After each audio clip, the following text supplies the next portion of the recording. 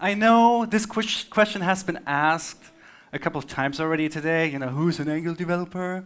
I'm not going to do that. I'm going to ask you who's not doing Angular. That's okay. Raise your hand. It's fine. It's not an Angular conference. Wonderful. Cool. Well, welcome to this non-Angular conference with a lot of Angular developers. This is going to be an Angular topic, obviously, Angular elements. I think especially for the people who are not using Angular, but maybe are working with other teams that are using Angular. This topic might be especially interesting, because what I'm talking about today is something that enables kind of like every one of us to benefit from everyone when you use Angular. Okay, Angular elements. Right, so everything that I'm talking about here today is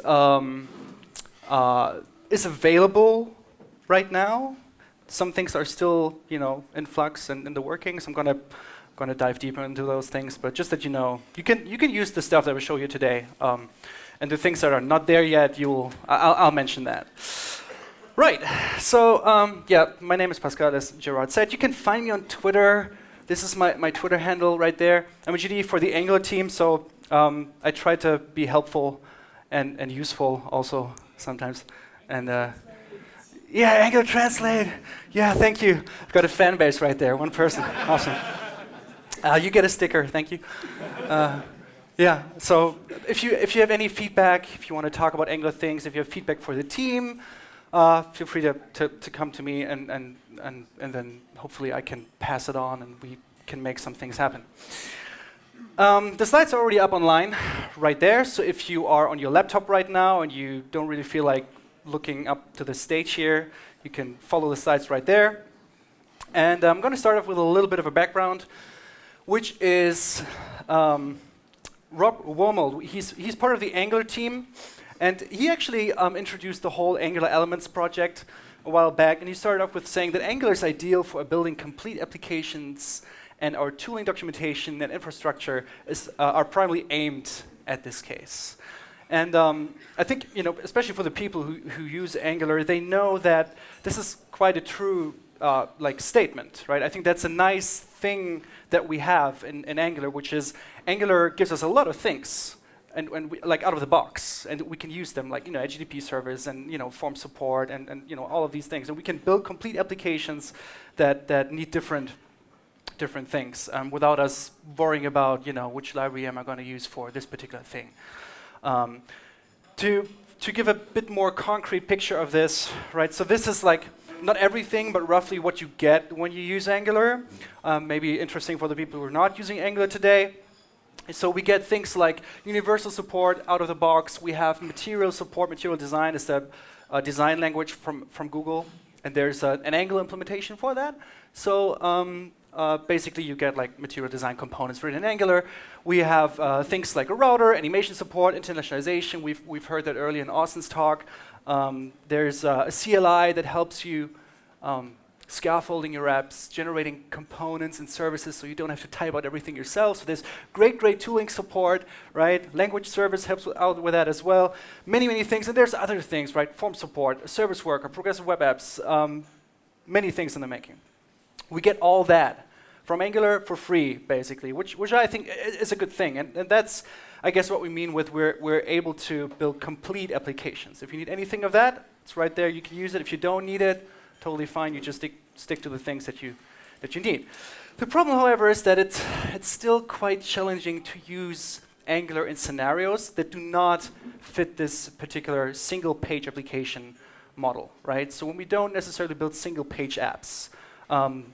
And what I mean by that is, for example, when we build apps that are CMS-based, right? Like some of you may build CMS projects where you just want to be able to put like Angular apps, like mini apps in different pages, right?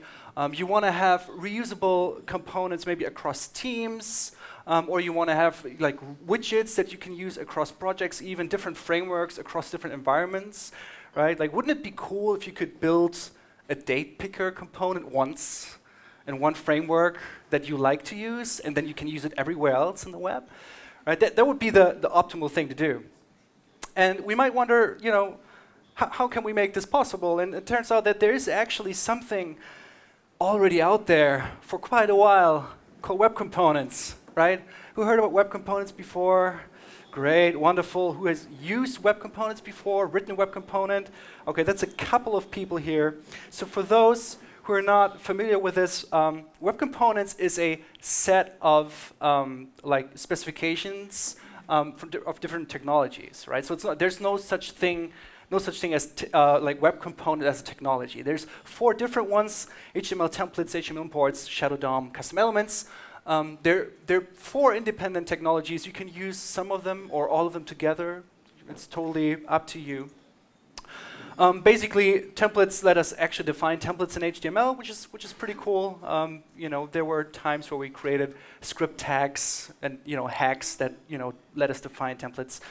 HTML imports was a thing that enabled us to finally embed HTML documents, import HTML documents, and other documents without using things like iframes. Unfortunately, there were a couple of problems with dependency graphs and when you have multiple imports across multiple documents. So this is kind of an abandoned thing. Like, the browsers don't really support it anymore. Never really implemented it properly, I guess. Shadow DOM is a nice thing, super powerful, gives us DOM and style encapsulation. Basically means you can take a thing, a widget, put it on your website. It's isolated. Styles from the website don't bleed into that widget. Styles defined in the widget do not bleed out. So it's true isolation. Nice thing, nice characteristic that we want for reusable components, obviously. In custom elements, that's that one technology, one of them, that enables us to actually extend the browser vocabulary. That's where the fun is. This is what we're doing with like frameworks like Angular that actually allow us to create components, to create new elements with our own, like, shiny little tags, my awesome date picker, something like that. You can see really custom elements as the native equivalent to that, right? This is the native technology in the browser that enables us to do exactly that. So this is what a custom element could look like, loading spinner, right? And I think one of the most important things to realize when you build a custom element is that a custom element is really like any other DOM element, if you will, right? They share the same API surface. So they have attributes, they have methods, they have properties, they have events, right? This is the same stuff that you're dealing with for many years when you build web applications.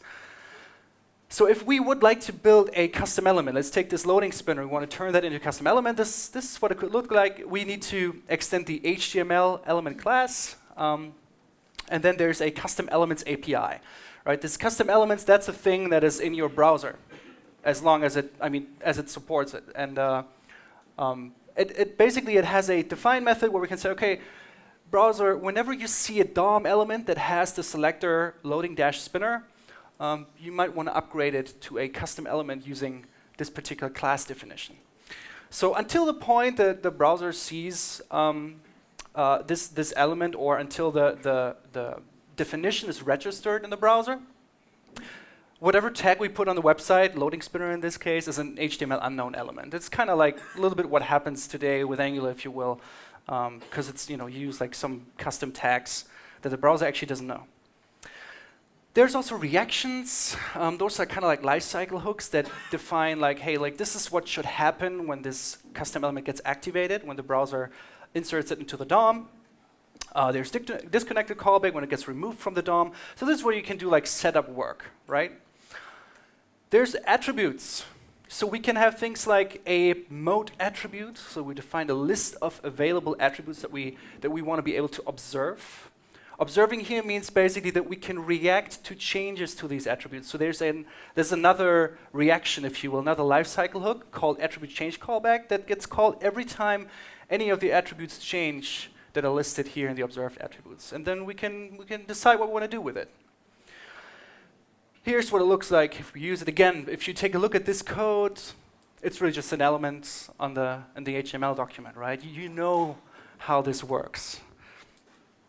Properties, it's another thing, right? We can define properties on custom elements. In this particular case, whenever we ask for the mode property or whenever we set the mode property, we're reflecting back the value to the corresponding attribute. That's something you don't have to do, something we're doing here in this particular code. You call this property reflection. Again, some elements do that. I think it's also a good practice. Always depends on your case, obviously. This is not necessary, just an example. And then again, we can go ahead and simply query selector this custom element and work with it, right? Just like with any other DOM element, because it's kind of like just DOM, just a custom element that you came up with, which is a cool thing. Events, same thing. Our loading spinner might have an event that notifies us when the mode has changed. So we could say the element has a dispatch mode change event, which calls dispatch event. And then we create a custom event. Also, this is a browser API. And then you can also send a payload with that event if you want. So the detail property is basically what you send as the event object. And then the same thing. You can query the element, and you can just add an event listener to that particular custom event that you've created, right? But the APIs are the same as with any other DOM elements. Now, the cool thing about custom elements is that if you take a look at Angular in particular, you can use a custom element like this in Angular, right? I put all the different variations on there. You probably don't do it like that all the time, but just to make the point, if you were wondering why do we have this weird Angular syntax with the brackets and the parentheses and, you know, one of the reasons why we have to do this, or why we actually don't have to do this syntax, but it's nicer in terms of developer experience. It turns out that this syntax, one of the reasons that it allows us to use any element inside Angular. So from Angular perspective, it doesn't really care whether this is a custom element or not, right? Angular just says, oh, this is an element, I bind to this property, I listen to this event, no matter whether it's a native element or a custom element. That's a good thing. So Angular has been designed to work with custom elements from the very first day on, which is great. And if we take a closer look, you might notice there are a couple of similarities across custom elements in Angular. So we have host binding decorators for changing attributes, and there's host listeners as well. There's input decorators for property binding. There's outputs for events. There's lifecycle hooks and reactions and custom elements. So we might wonder, what if we could take an Angular component and make it a web component? Because they're so similar anyways, right? And then they would just work everywhere.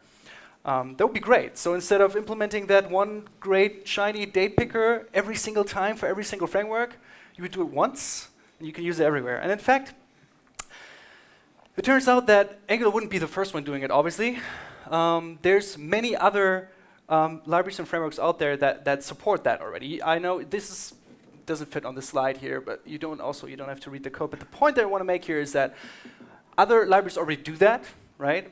Angular would be another available option to create web components. Also, what you see is like what amount of code is needed to create a web component using a particular framework. But I think what is also important here to note is that in the end, it doesn't really matter a lot which framework you use. They all kind of give you that option, but you might want to decide on which framework has or which environment gives you the best tooling to achieve this goal. And I think Angular is pretty good at that. So this is where Angular elements come into play. Now, Angular elements are basically Angular components, the way you write them today, glued together with custom elements APIs. They're kind of like packaged as custom elements. Or I also like to say it's custom elements on steroids because they're designed to work outside Angular apps, and you still get the things that you get with Angular. So again, imagine all of these things, and this is not everything we have, but all of these things you can put in a custom element and make it work on any website, right?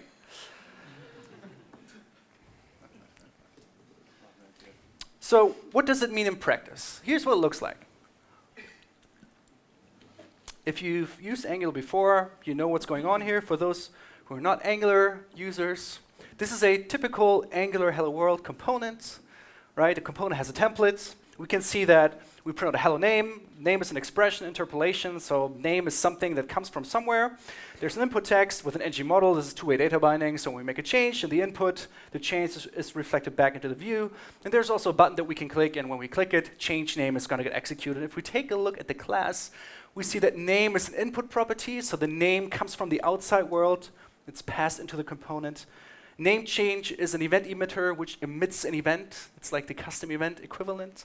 And again, we say that when change name is executed, we emit that particular custom event. Hello World Angular app, and component also at this point. Now, to make this thing work, we need to register a component and an ng module, right? That's another kind of thing, another like entity that Angular has. And an ng module is just yet another class with another decorator on it that provides static information that Angular needs to figure out, oh, this thing is an ng module. And the way we do it is we define all the other ng modules that we might need to make our thing work. In our case, we want to make this code work in the browser, so we have the browser module as a dependency, if you will. And you would add all the others that you need, HTTP service or HTTP module, forms module, whatever you need, you put in there.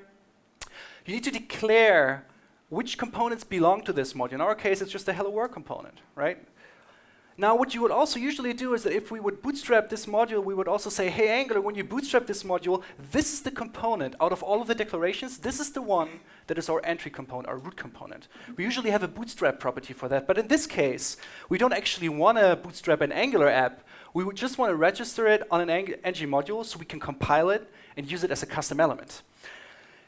And usually, the way it's compiled is that Angular kind of, you could see the way that in a way that Angular traverses the template of all the components, and then it says, oh, you're using this directive, oh, I have a component definition for that, so I'm going to compile it. In our case, we don't use hello world in any component that we have here. So in order to tell Angular, hey, please compile this component, even though it doesn't show up in any template, we add it to the entry components. That's what it's for. And then there's another thing called ng-do bootstrap, which is kind of like a callback lifecycle hook that we need to define if we don't have a bootstrap property. Then what we can do is this. We can say we bootstrap our module. This is something that you do already today, right? Usually code you don't have to write because the Angular CLI does it for you, but this is usually where it stops. We create a platform with this platform function, we bootstrap our module, and then that's it. Angular's going to go ahead, it's going to find the component or the element that it needs to bootstrap and upgrade to an Angular component, and then we have our Angular app.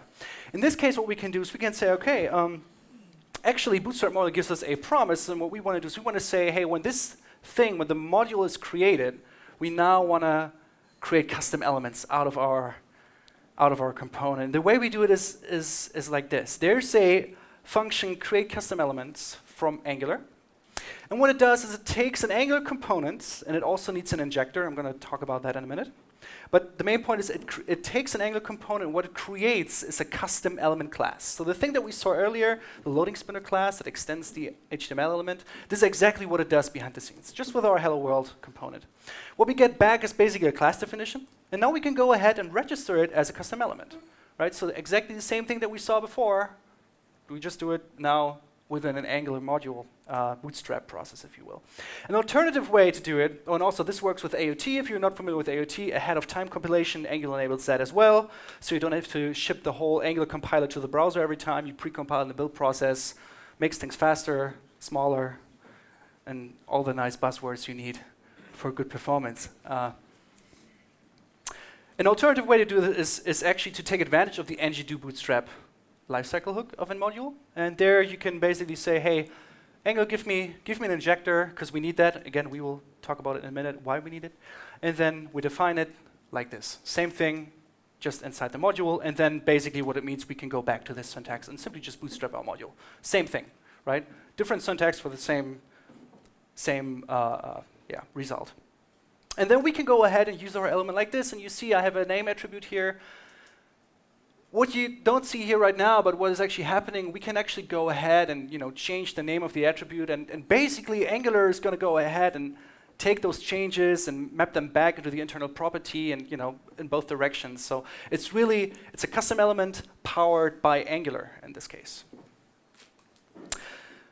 Also, as mentioned earlier, we can go ahead and create an element like this now. It's registered in the browser with custom elements.define. So at this point, we can go ahead and create that particular element using the document APIs. You can append it to the DOM, you can set the property, you can set the attribute, you can add event listeners, all that works.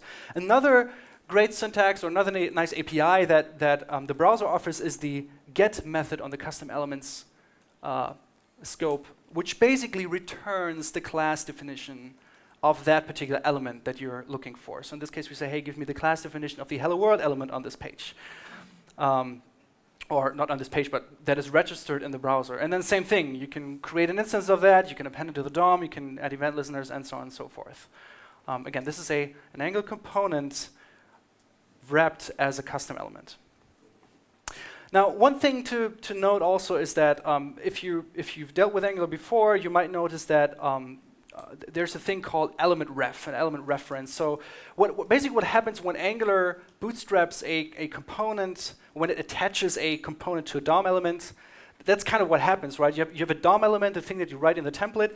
Angular is going to find the component definition for it, and it instantiates it, and it kind of attaches it to that DOM element. So then it knows, okay, this is the host element for this component instance.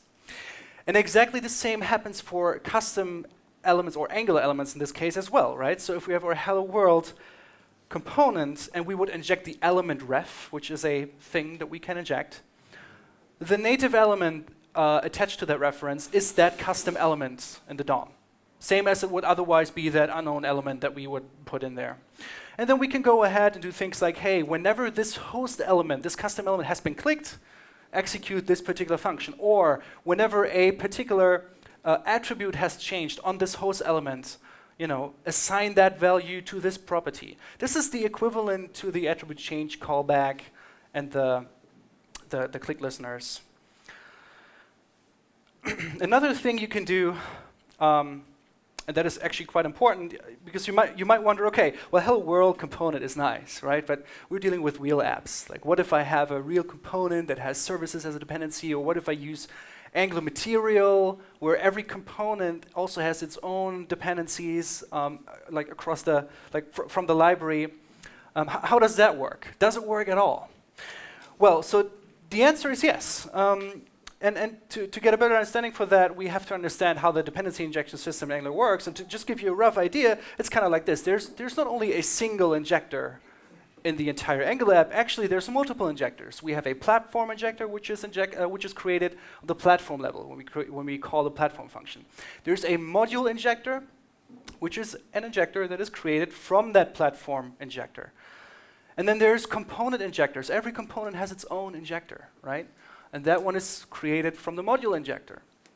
And that's also why every time you ask for a service inside of your component, you actually ask the injector tree all the way up until you find a provider for that token you're asking for. And then maybe you get a renderer from the platform injector, because that's the only injector that defines such a thing. Now, when you use Angular elements, it's the same thing.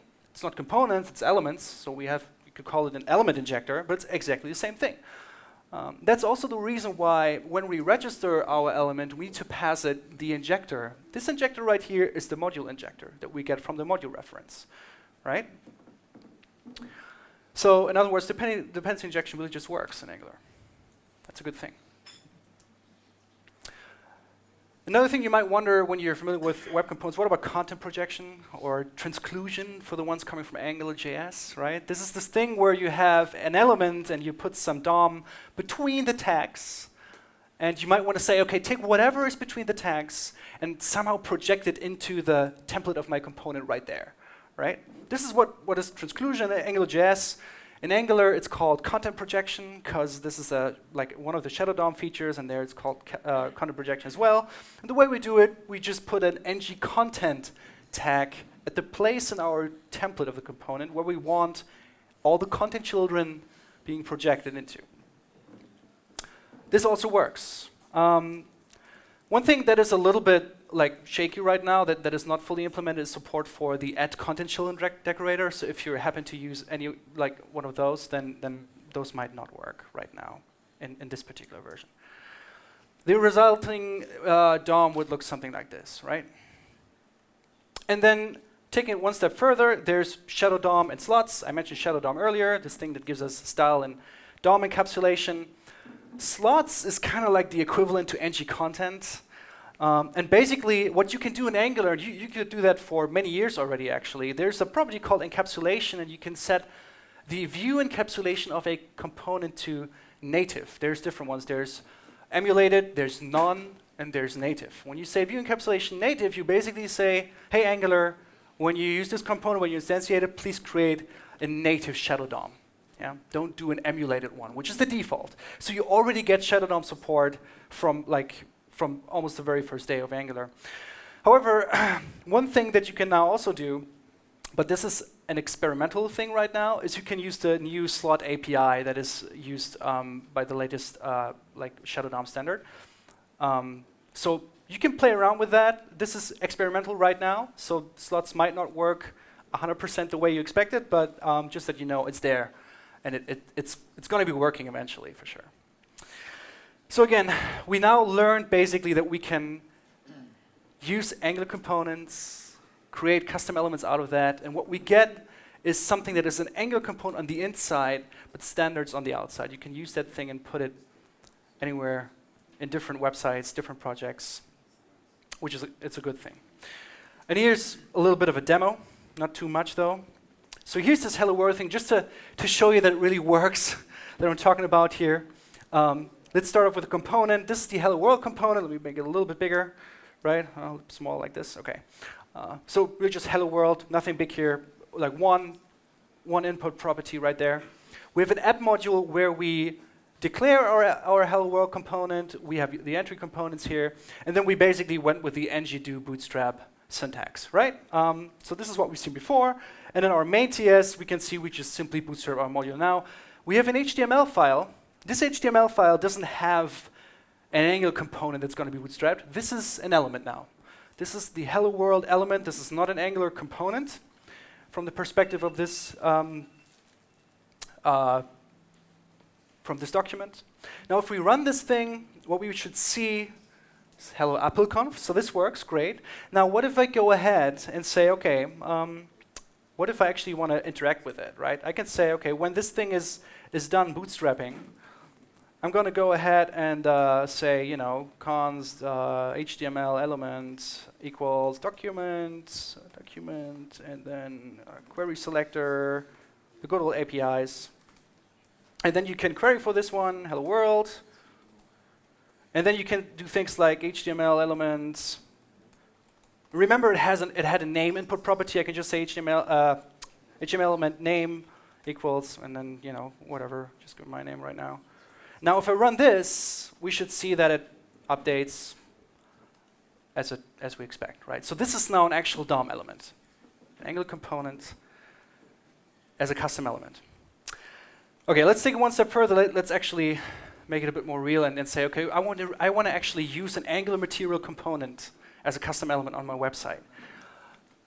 For that, we're going to use, just for the sake of the example, but it should work with any of those, we use the material button components, right? Just a simple button that looks like Angular material. For that, we import that module. So we have the button module right there. We don't have to declare it here because it's already declared. The mat button that we also need, we don't have to declare it on our module because it's declared on the mat button module. But we need to add it to the, oh, sorry, I just deleted. We need to add it to our entry components. So we put the mat button here, and then what we can do is, and this is a little bit hairy right now, I agree with that, but hang in there for a second. I'm gonna talk about this in a minute, what's gonna happen about this. But right now, we basically have to do the same thing. So I'm gonna take this, copy it, and say this is my mat button element. This is again the class that I'm getting back basically. This here is the mat button. That's a component, right? And then we say we want to register it as a custom element. Custom elements dot define, and then mat button, and then we give it the mat button element right there. And then I can go in the index.html and say, okay, let's put that button here. Mat button, and then mat raised button, color primary, and then I don't know, click me, mat button like this, and then if we open it, we should see a material button. Yay! There you go. Again, this is yeah. This is a custom element powered by an Angular component. Again, you can reuse this everywhere now, which I think is amazing. Maybe I'm the only one in this room. I don't know. I'm pretty amazed by this.